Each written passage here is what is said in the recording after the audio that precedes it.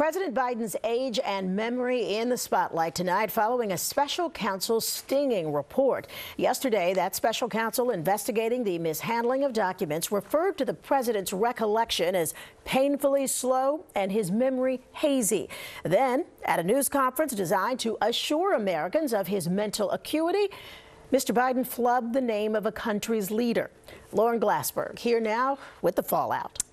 Well, Sandra, the special counsel's 388-page report offered two big takeaways. One is that President Biden mishandled classified materials, but there wasn't enough evidence to support a criminal prosecution. The other takeaway by the special counsel really had nothing to do with the law. He referred to the president as a well-meaning elderly man with a poor memory. And those are fighting words. I'm well-meaning, and I'm an elderly man, and I know what the hell I'm doing. I've been president, and I put this country back on its feet. I don't need his recommendation. The president pushed back last night about the special counsel's editorializing about his age and memory, though in the same talk, Biden referred to the president of Egypt as the president of Mexico, a mistake that didn't help his cause. But today, his supporters went to bat for him, including his vice president, who was a former prosecutor.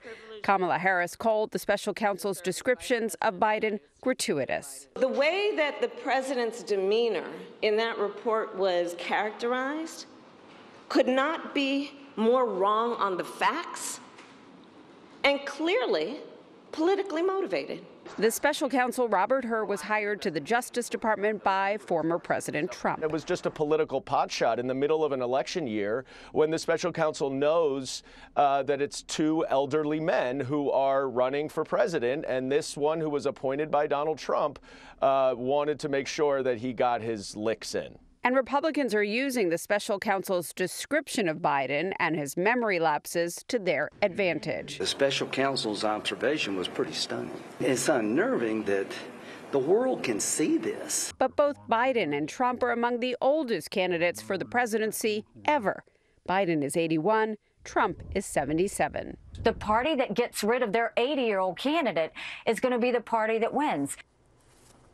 Again, President Biden will not be prosecuted for the way he handled classified documents and journals, but his rival in the presidential election, Donald Trump, is facing criminal charges for the way he handled classified material.